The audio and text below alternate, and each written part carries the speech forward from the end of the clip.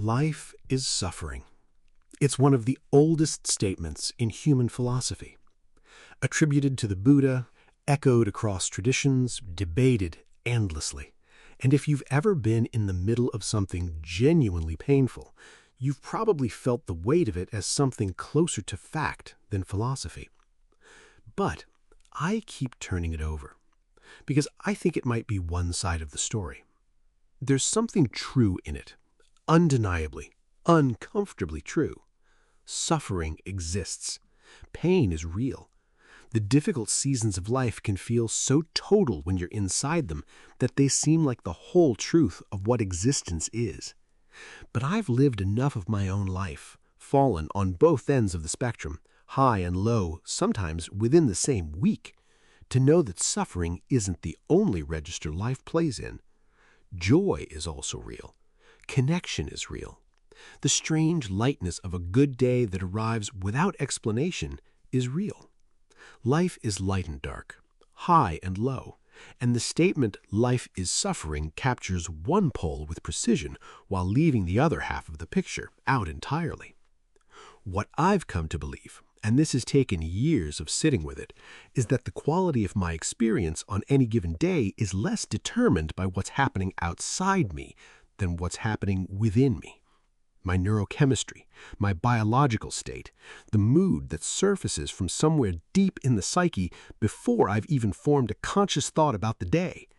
These internal conditions shape everything. They color what I notice, how I interpret events, what feels manageable and what feels insurmountable.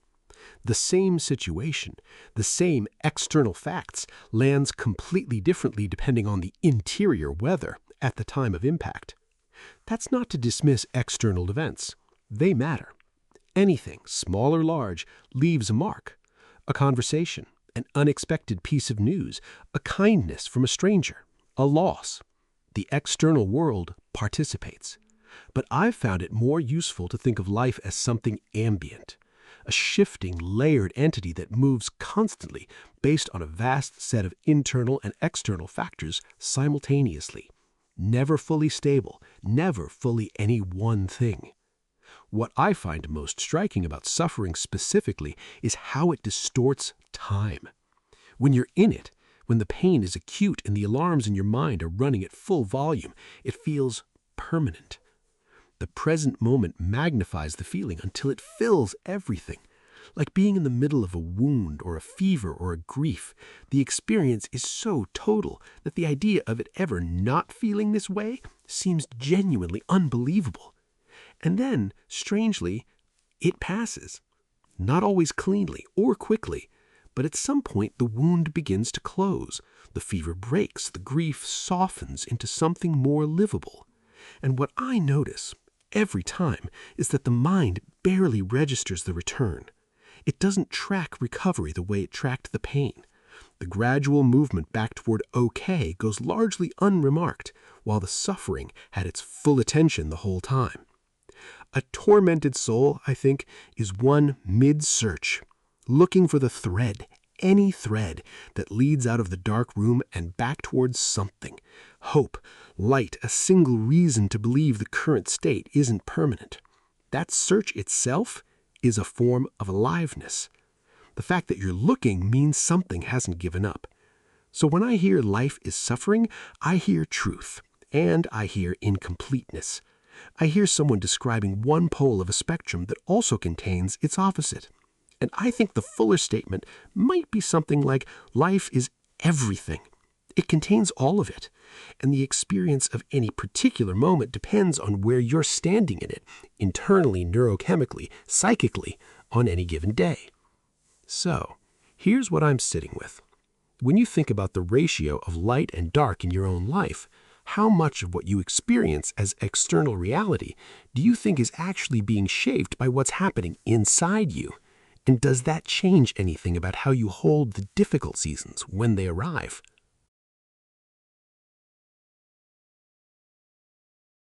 I've lived at both ends. And I don't say that lightly or as a way of claiming some particular credential. I say it because it's the truest thing I know about my own interior life.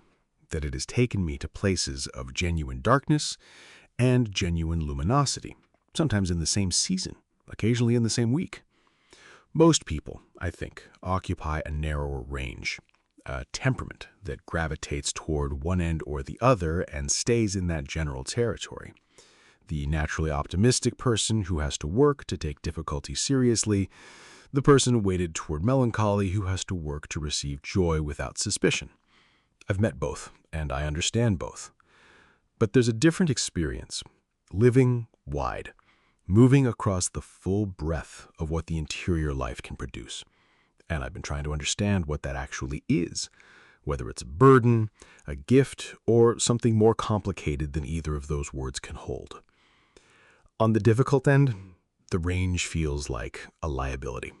The lows are genuinely low, not the manageable discomfort of a bad day, but the kind of interior weather that changes the quality of everything. The way sound arrives, the way time moves, the way other people seem unreachably distant, even when they're in the same room. When I'm there, I know I'm there.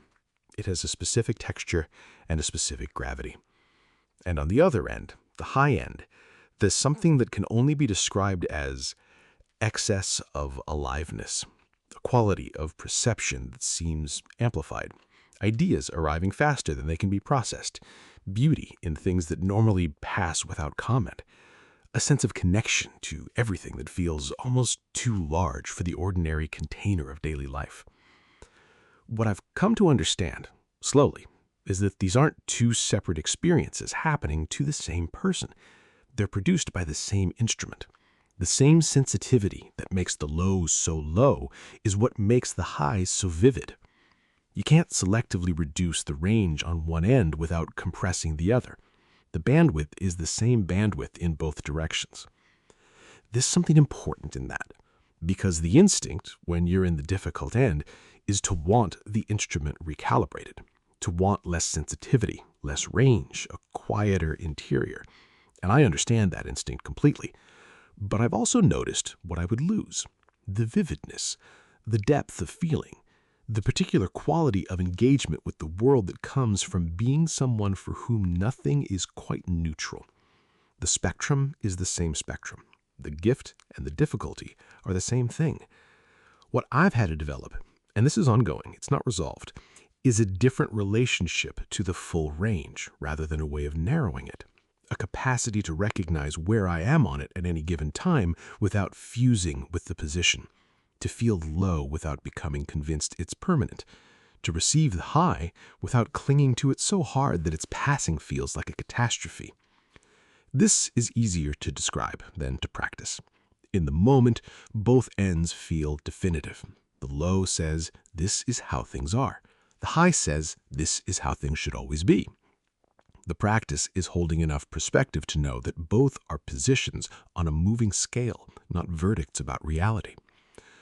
What living wide has given me, and I do think of it as something given, however difficult the terms, is a particular kind of knowledge.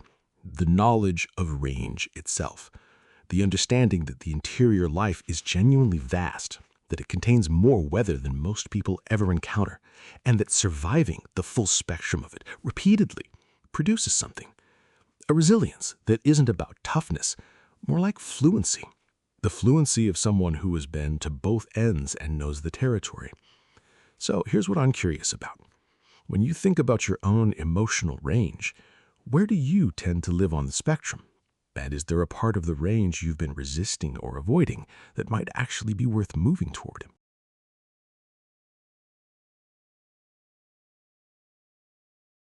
There's a particular kind of person who feels things at a different volume than most. Not louder in a performative way, not dramatic, not looking for attention, just genuinely receiving more signal than the average nervous system seems to process. The highs arrive with unusual intensity. The lows do too. And the interior life, that ongoing conversation happening just below the surface, never really goes quiet. I think I'm one of those people. And for a long time, I related to that as a problem, something to manage, something that complicated the simple act of moving through a day that other people seem to navigate with considerably less turbulence. But I've started to wonder if that framing was always wrong. Because what if the sensitivity isn't the malfunction? What if it's the instrument itself? The tormented soul, and I use that phrase with some tenderness, not as a romanticization, is almost always a soul in search of something. The turbulence isn't random. It has a direction to it, even when that direction isn't clear. There's seeking underneath the suffering, a restlessness that isn't simply anxiety, but something more like an orientation, a compass needle that won't stop spinning because it hasn't found its true north yet, and it knows the difference. I think about the kind of people throughout history who seemed to carry this quality. The ones who made things, thought deeply, pushed the edges of what was understood. A disproportionate number of them had this same interior weather. Not because suffering is a prerequisite for depth, that's a myth worth rejecting, but because the permeability that lets pain in tends to let everything else in too. Beauty lands harder. Ideas arrive with more urgency. The ordinary surface of life is more transparent, and what's underneath it more visible. That's not the compensation for the difficulty. It's a separate thing entirely, but they tend to travel together. What I've had to learn, and I'm still learning it, is how to work with the sensitivity rather than spend my energy trying to dampen it. Because the damping never really works anyway. You can flatten the signal somewhat. Distraction, avoidance, the low hum of keeping busy. These things reduce the volume temporarily, but the instrument is still the instrument, and eventually it picks back up. The more useful question, I've found, is what the turbulence is actually trying to surface. Because there's usually something underneath the restlessness, some unresolved question, some direction that hasn't been committed to, some version of yourself that hasn't been given enough room. The chronic inner turbulence of a sensitive person is often less about the world being unbearable and more about the gap between who you are and how you're actually living.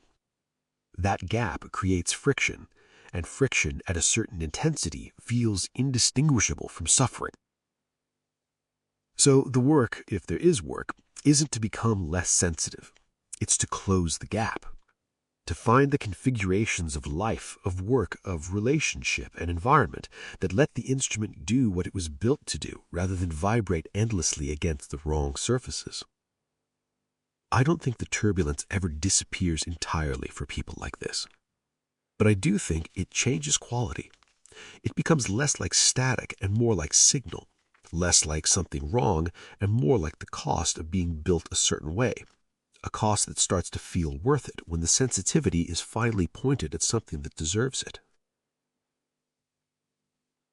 And I'm curious. When you look at your own restlessness, your own recurring inner friction, does it feel more like noise to you, something to silence?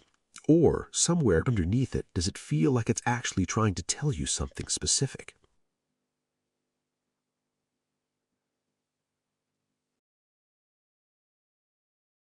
There's something I've noticed that I find equal parts fascinating and quietly frustrating. Every time I've been through something difficult, genuinely difficult, the kind that gets into your sleep and rearranges your sense of what's normal, I eventually come out the other side. Not always quickly, not always gracefully, but I come out.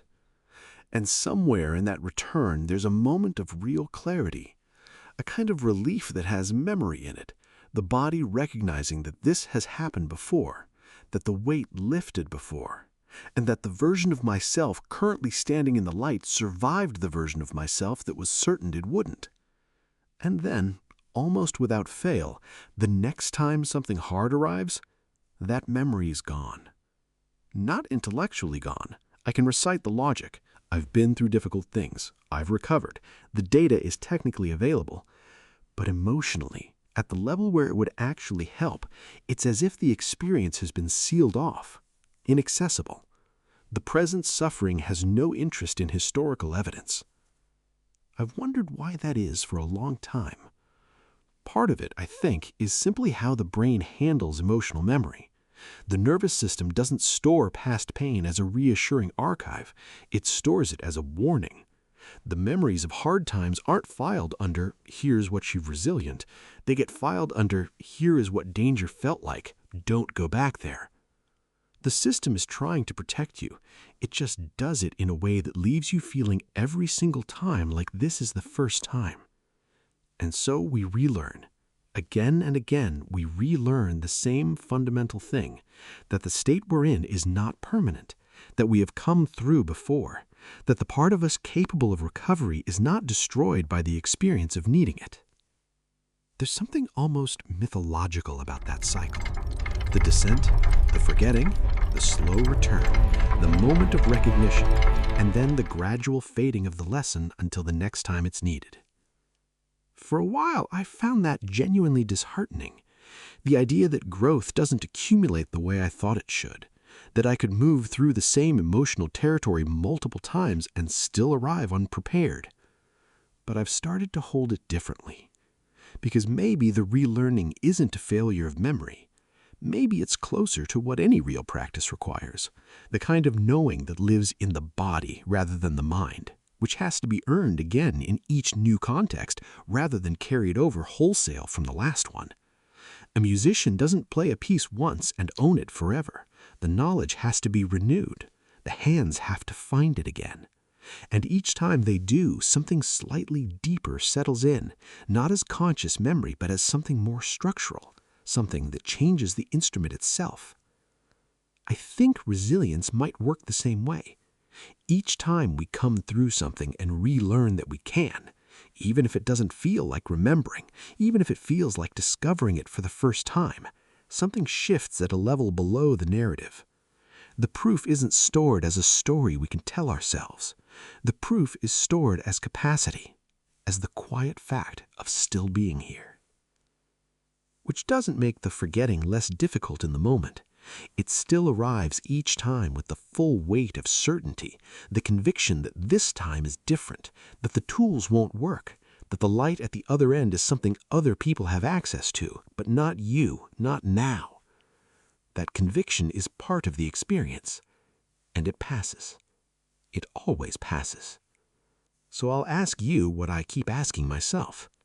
Is there any part of you, even a small one, that holds the knowledge of having come through something before? Not as a logical argument, but as something you can actually feel somewhere underneath the weight of whatever is present right now.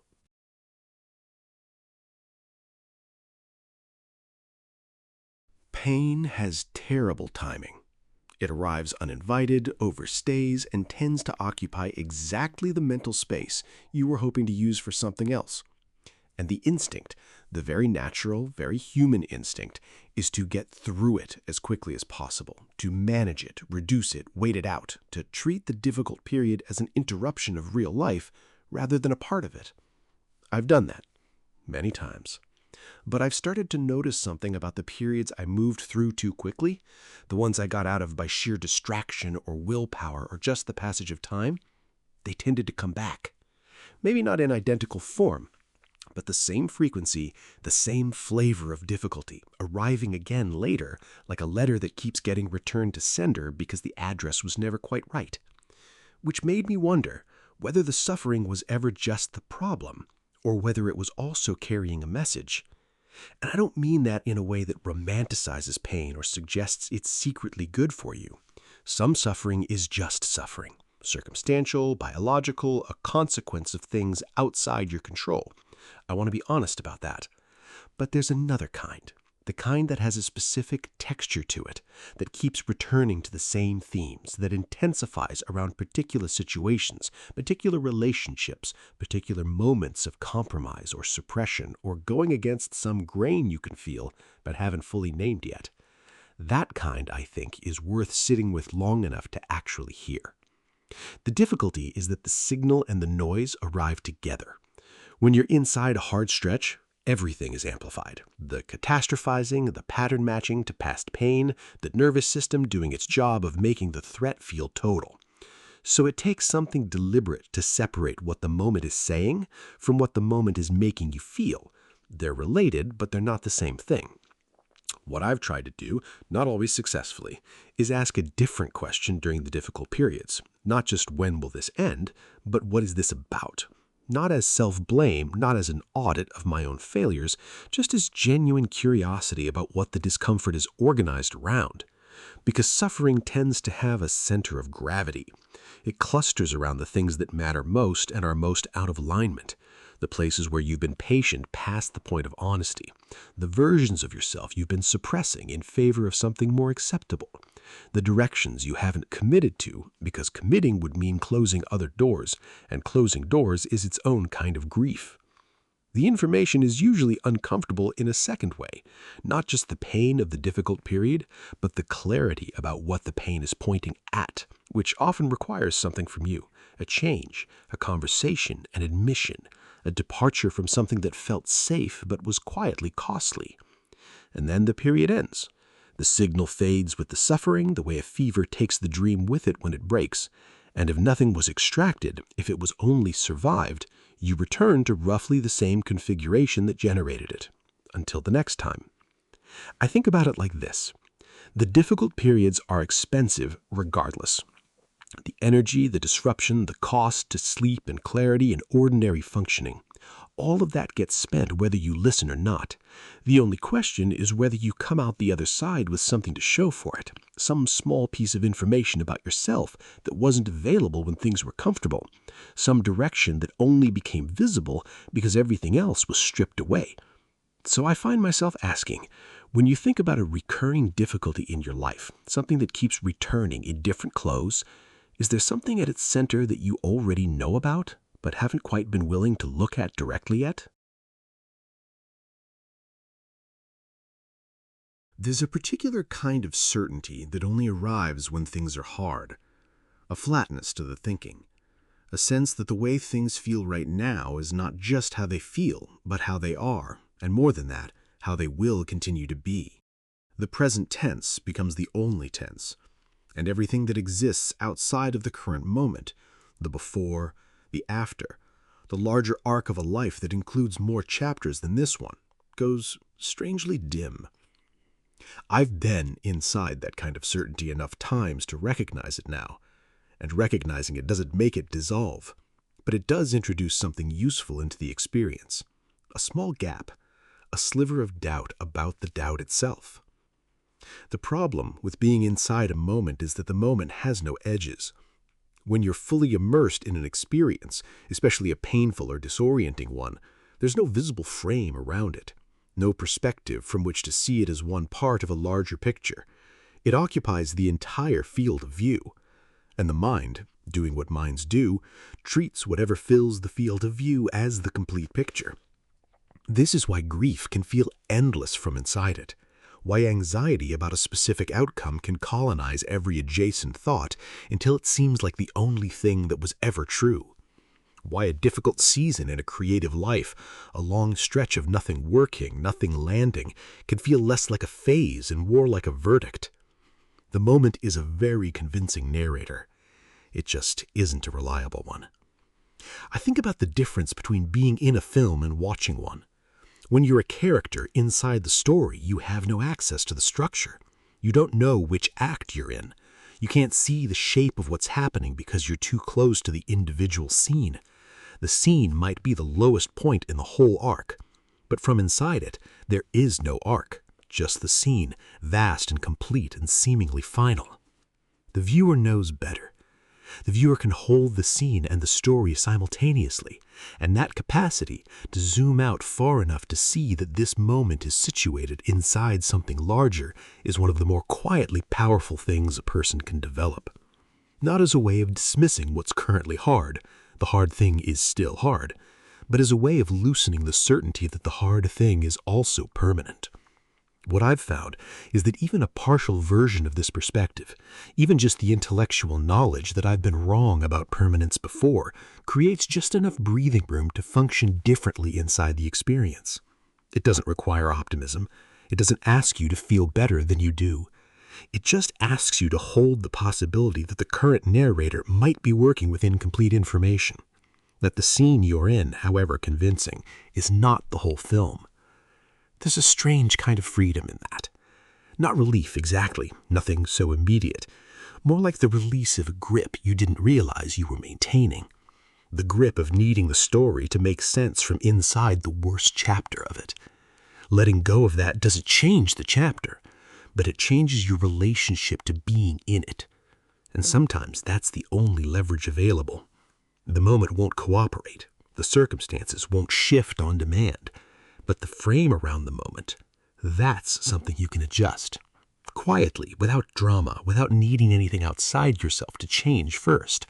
Just the small act of remembering that you were in a scene, not the whole story. That the camera, if it could pull back far enough, would show you something the current frame doesn't. So I'm curious, when you're inside a difficult moment and that feeling of permanence settles in, is there anything that has ever helped you remember that you're in a chapter rather than a conclusion?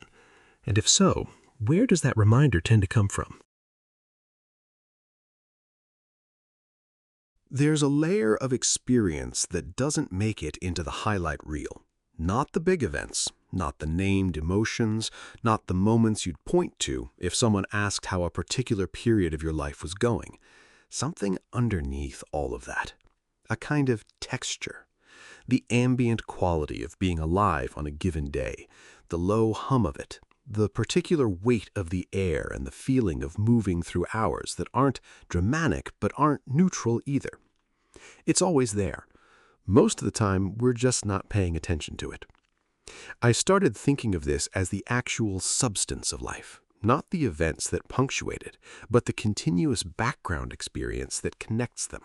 The thing that's happening when nothing is technically happening. And I've noticed that my relationship to that background, whether I'm moving with it or quietly fighting it, has more to do with how a day feels than almost anything that actually occurs in it. The ambient layer shifts constantly. Sometimes it's expansive, a kind of open, unhurried quality to the hours, a sense that there's room inside the day for things to unfold without being forced. Other times it's compressed, thick. The same tasks, the same environment, the same life, but something in the background register has changed, and everything experienced through it carries that change without fully explaining it. For a long time, I tried to override that layer, to push through the compressed days with enough willpower that the texture underneath wouldn't matter, to import the right inputs, the right music, the right routine, the right productivity structure, and manufacture the open quality when it wasn't arriving on its own. Sometimes that worked. More often, it produced a kind of low-grade friction, the effort of trying to feel different than I did, layered on top of already feeling difficult. What I've found more useful, and this took longer to learn than I'd like to admit, is something closer to just noticing, not accepting in a defeated way, just acknowledging the texture that's actually present before deciding what to do with the day, treating the ambient quality of the morning as information rather than inconvenience. There's a concept in music, the idea of playing with the room rather than against it. Every acoustic space has its own character, its own resonances and dead spots, the way sound behaves inside it. The musicians who understand that don't fight the room. They listen to it first. They find out what it wants to amplify, and they work with that rather than dragging their ideal sound in from outside and wondering why it won't land. I think about life that way now. The ambient texture of a day is the room, and the question isn't how to override it, but how to play with it, how to find out what today is actually capable of, rather than insisting it be something it isn't. Some days are built for large things, some days are built for small ones, and some days seem built for almost nothing except the quiet act of moving through them without making them worse. That's not failure, that's reading the room. What shifts when I approach it this way is the secondary suffering, the resistance to the resistance, the bad feeling about feeling bad, the interpretation of a difficult ambient day as evidence of something wrong with the trajectory. That layer of friction falls away. What's left is just the texture itself, which is usually more manageable than the story I was building around it. Life at this level is less a series of events to navigate and more a continuous medium to inhabit, shifting, textured, never fully in your control, The relationship you build with that medium, whether you're constantly negotiating with it or learning to move inside it, quietly determines a great deal about how the whole thing feels from the inside. And I'm curious, when you think about the background quality of your days, the texture beneath the events, do you tend to notice it at all, or does it only come to your attention when it turns difficult?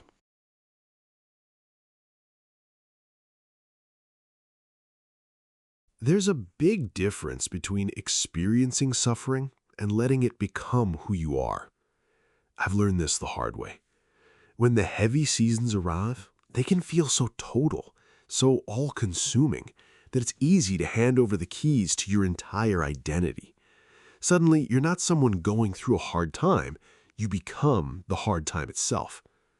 But I've been trying to find a gentler way to sit with it. Not to push the pain away or pretend it isn't there, but to make space for it without letting it take the whole room. Suffering, after all, is part of the human experience. It comes, it teaches, it stays for a while, and then, if we allow it, it eventually shifts. The real challenge is learning how to keep breathing while it's here. For me, this starts with a quiet kind of honesty. I'd let myself name what I'm feeling without turning it into a permanent label. Instead of saying, I am broken, I try to say, right now, I feel broken. That small shift creates a little distance. It reminds me that this pain is visiting, not moving in forever. I've also noticed how tempting it is to build a story around the suffering. The mind wants to explain it, justify it, and sometimes even wear it like a badge. But those stories can become cages. So I try to watch the thoughts without feeding them. I feel the weight in my chest. I notice the tiredness behind my eyes. I let the emotions move through me like weather instead of trying to solve them immediately. Some days this is incredibly difficult. Other days it feels like the most compassionate thing I can do for myself. There's something powerful about simply witnessing your own pain with kindness, not analyzing it to death, not rushing to fix it, just sitting beside it, the way you might sit with a tired friend who doesn't need advice, only presence. I'm learning that suffering doesn't have to define me if I refuse to let it become my only reference point. I can hold it alongside other truths. The fact that I can still laugh at something small. The fact that sunlight still feels warm on my skin. The fact that I've survived every difficult day so far. These smaller truths don't cancel the pain, but they keep it from swallowing everything else. Recovery often begins in these quiet moments of allowing. When I stop fighting the feelings so fiercely, something softens. The nervous system relaxes just a little. Hope finds tiny cracks to enter through. And slowly, without me always noticing right away, the emotional weather starts to turn. I wonder, what would it feel like for you to sit with whatever you are carrying right now without letting it become the whole story of who you are? One of the strangest things about suffering is how loudly it speaks when it's here and how silently relief tends to arrive. When the heavy days come, they demand my full attention. But when the weight begins to lift, I often miss the transition completely. Recovery sneaks in quietly, almost humbly, and my mind forgets to celebrate it. I'm trying to learn the quiet art of noticing when things get better. It feels like a subtle, almost sacred skill, not forcing positivity or denying the pain that came before, but simply paying attention to those small, gentle shifts that signal the tide is turning. Sometimes it's as simple as waking up and realizing my first thought wasn't heavy, or noticing that I laughed at something small without forcing it, or feeling a moment of genuine calm while making coffee instead of moving through the motions on autopilot. These changes are rarely traumatic. They don't announce themselves with fireworks. They whisper, and if I'm not careful, I walk right past them. I used to believe healing had to look impressive. A sudden breakthrough, a dramatic life change, the clouds parting at one glorious instant. But real recovery rarely works that way. It happens in increments so small they're easy to dismiss.